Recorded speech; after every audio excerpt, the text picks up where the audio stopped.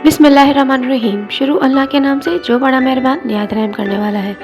आज मैं आपके साथ शेयर करने वाली हूँ किचन की ऐसी यूज़फुल टिप्स जो बहुत ज़्यादा आपके काम आने वाली है। इसके अंदर आपका कोई पैसा भी खर्च नहीं होगा और इनके फ़ायदे जो आप लोगों को बहुत ज़्यादा कम लोगों को पता होते हैं, इसके फ़ायदे मैं आपको इसमें बताऊँगी इस वीडियो के अंदर। हर एक चीज़ के फ़ायदे और इनको स्टोर किस तरीके से हम कर सकते हैं और अपना वक्त किस तरह से बचा सकते हैं। इस वीडियो के अंदर आपकी बहुत ज़्यादा मालूमात फराहम की जाएगी। इस वीडियो को आप आखिर तक देखें और जिन लोगों ने हमारा चैनल सब्सक्राइब नहीं किया है प्लीज़ हमारे चैनल को सब्सक्राइब कर दें, बेल आइकन को प्रेस कर दें। चलते हैं अब टिप नंबर 1 की तरफ। सफ़ेद तिल का इस्तेमाल ये एक ग़िज़ा भी है, इसके अंदर इलाज भी है और ये इसके अंदर ताकत का बेपनाह ख़जाना मौजूद है। ये आंखें तेज़ करता है, हड्डियों को मजबूत करता है और कोलेस्ट्रॉल को ख़त्म करता है। सफ़ेद तिल के इस्तेमाल से मसाने की जो कमज़ोरी होती है वो भी दूर हो जाती है और इसके अंदर विटामिन बी काफ़ी मिकदार में पाया जाता है और जिस्म की जिस तरह की भी कोई भी कमज़ोरी होती है वो इससे पूरी होती है। इसको इस्तेमाल करने का सबसे आसान तरीका ये है कि आप एक कढ़ाई लें, कढ़ाई के अंदर ये सफ़ेद तिल डाल दें। डालने के बाद इसको आप रोस्ट कर लें। इसके अंदर से अच्छी सी खुशबू आना शुरू हो जाएगी और जब ये चटकना शुरू हो जाए तो इसका मतलब है ये आपके फ्राई हो गए हैं, मतलब भुन गए हैं। तो आप इसको निकाल दें और इसके साथ आप 1 चमचा रोज़ाना आप इसको ऐसे ही साबुत खा लें।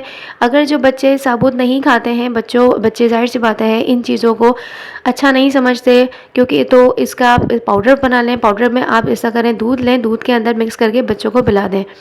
तो इससे बच्चों की जो जितनी भी जिस्मानी नशोनुमा है वो हर तरह की पूरी हो जाएगी, हड्डियाँ मजबूत होंगी, आँखें तेज़ करता है। इसको रोस्ट करने के बाद आप कंटेनर के अंदर रख दें, इससे आपके कीड़े भी नहीं लगेंगे और इसके जो कड़वाहट आ जाती है तिल के अंदर वो भी नहीं रहेगी और आप इजीली जितना टाइम चाहें इसको सेव कर सकते हैं। Tip number 2। हमारी टिप नंबर 2 है सूजी। सूजी का इस्तेमाल जो है इंडिया और पाकिस्तान में बहुत ज़्यादा किया जाता है। सूजी का हलवा बहुत ज़्यादा शौक़ से खाया जाता है और ज़्यादा लोगों को पसंद भी होता है। और ये सूजी के हमारे बारे में ये मालूम होता है कि ये आटे या नॉर्मल चावल से बनाई जाती है, लेकिन ये गलत है। सूजी का एक अलग बीज होता है जिसको ड्यूरम व्हीट कहा जाता है और ये इटली से लाया गया था, जिसके बाद जो पाकिस्तान और इंडिया के अंदर ये इसका इस्तेमाल किया जाता है। सूजी के अंदर बहुत ज़्यादा फ़ाइबर होता है, ये कोलेस्ट्रॉल को कंट्रोल करता है और इसके अंदर फ़ाइबर की वजह से इसमें भूख कम लगती है। बच्चों के लिए बेहतरीन ग़िज़ा है। इसका इस्तेमाल तरीका सही ये है कि आप इसको भून लें किसी भी कढ़ाई के अंदर। कढ़ाई के अंदर भूनने के बाद जब इसके अंदर थोड़ा सा आप घी ऐड कर दें, घी ऐड करते जाएँ और इसको भूनते जाएँ। इससे ये होगा कि आपको जब भी सूजी का हलवा बनाना है या जब भी आपको सूजी बनानी है तो आप इसको निकालें और इसको इजीली पकाने के लिए रख दें। इसको आपको थोड़ा-थोड़ा करके भूनने की ज़रूरत नहीं है। इस तरह आपका मसला ये हल हो जाएगा कि आपको बार-बार इसको भूनने की ज़रूरत नहीं पड़ेगी, इसके अंदर कीड़े भी नहीं लगेंगे और जब चाहें आप इसको निकालें, आप इसकी नमकीन सूजी बनाएँ, मीठी सूजी बनाएँ, सूजी का हलवा बनाएँ, बच्चों को बना के दें। ये आप इजीली इसको कर सकते हैं और इसके अंदर आपकी टाइम सेविंग बहुत ज़्यादा रहेगी और उम्मीद करती हूँ ये आपको ट्रिक बहुत ज़्यादा पसंद आएगी। Tip number 3। ये हमारी है दलिया। दलिया जो होता है बहुत ज़्यादा ताकतवर होता है। दलिया ज़्यादातर लोग नाश्ते की अहम ग़िज़ा करार देते हैं, क्योंकि अगर नाश्ते में इसको दलिए को खाया जाए तो इससे बहुत ज़्यादा ताकत मिलती है और इसके अलावा पूरा दिन आपका बहुत ज़्यादा अच्छा गुजरता है।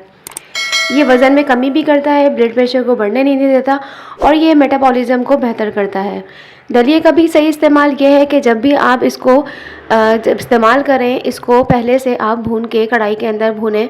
भूनने के बाद जब इसकी हल्की सी अच्छी खुशबू आना शुरू हो जाए तो इसको उतार लें। अगर हम इसको ऐसे ही रखेंगे तो इसके अंदर कीड़े लग जाते हैं, तो इस वजह से ये है कि जब आप इस तरह भून के इसको रखेंगे, कंटेनर के अंदर रखेंगे बंद करके, जब भी आपको पकाना होगा आपने निकाला।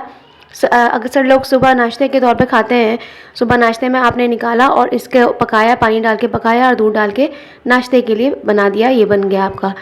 इसको आप इजीली हर तरह से इसको बना सकते हैं। है ना कमाल की ट्रिक ये भी। Tip number 4। ओट्स के बारे में हर कोई जानता है और इसको इजी नाश्ता कहा जाता है, क्योंकि इसके अंदर इतनी मेहनत नहीं होती है। इसको आप इजीली इसको भी हल्का सा फ्राई करके रखें और गर्म दूध के अंदर आप इसको डालें, ये आपके लिए खाने के लिए तैयार हो जाता है। ओट्स को भी अगर आप हल्का सा फ्राई कर लें और इसके अंदर आप ड्राई फ्रूट्स वगैरह डाल लें तो इसकी ताकत और ज़्यादा मज़ीद बढ़ जाती है। ओट्स के अंदर बहुत ज़्यादा मिकदार में प्रोटीन और कैलोरीज पाई जाती हैं जो हमारी बॉडी के लिए बहुत ज़रूरी हैं।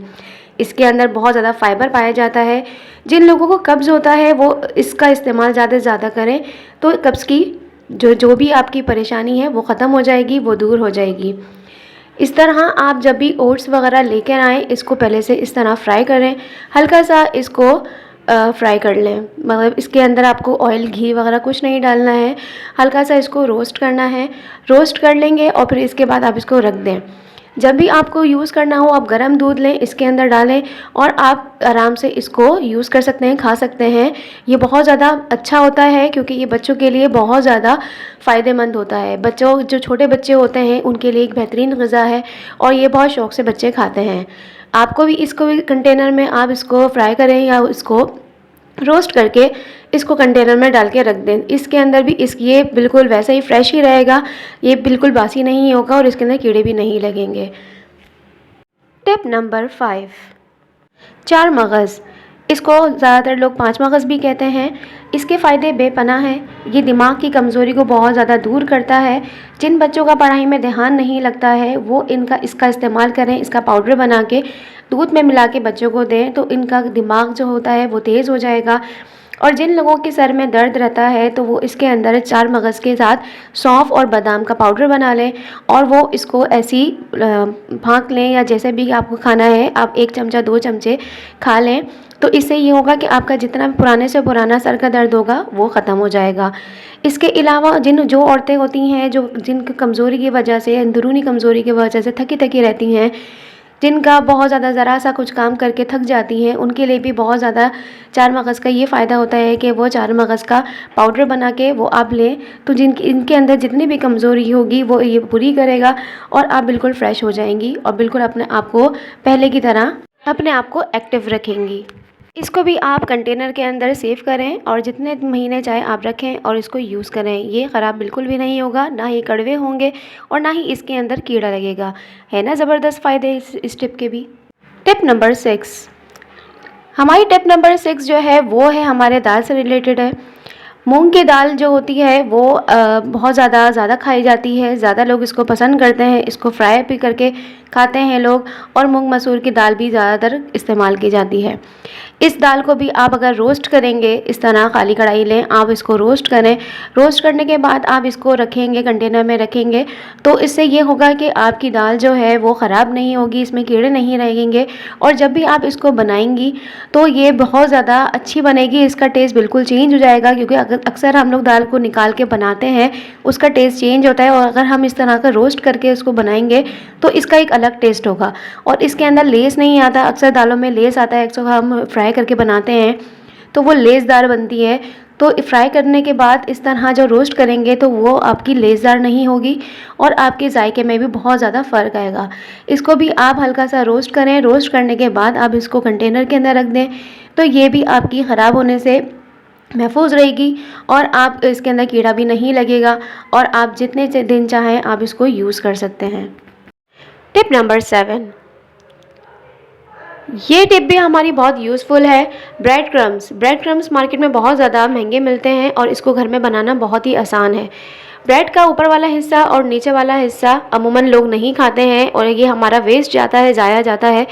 तो आप ये जो वाले ऊपर वाला और नीचे वाला हिस्सा होता है आप इसको रखें, फ्रीज़र में रख दें और जब आप ब्रेड क्रम्स आपको जब भी बनाना है तो आपने ब्रेड लिया है, ऊपर वाला हिस्सा और नीचे वाले हिस्से या थोड़ी बहुत जो भी ब्रेड होती है जो बच जाती है आप इसको ग्राइंड कर लें। ग्राइंड करने के बाद ये होगा कि आप इसको फिर खाली कढ़ाई लें और इसके अंदर जितना भी ब्रेड क्रम्स आपका चूरा हुआ है ब्रेड का वो इसके अंदर डाल के और इसको रोस्ट करें। इतना रोस्ट करें कि ये इसका कलर ब्राउन हो जाए और ये क्रिस्पी हो जाए।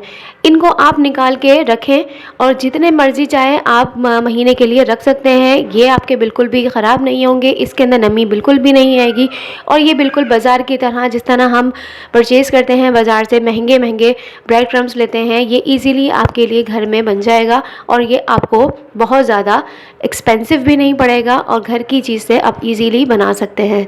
है ना कमाल की ट्रिप। जिन लोगों ने हमारा चैनल सब्सक्राइब नहीं किया है, प्लीज़ हमारे चैनल को सब्सक्राइब करें। वीडियो अगर आपको अच्छी लगी है तो हमारी वीडियो को लाइक करें और कमेंट्स में हमें बताया करें कि आपको हमारी वीडियो और आज की ये आपको हेल्पफुल, आपको कैसी अच्छी लगी है या नहीं अच्छी लगी।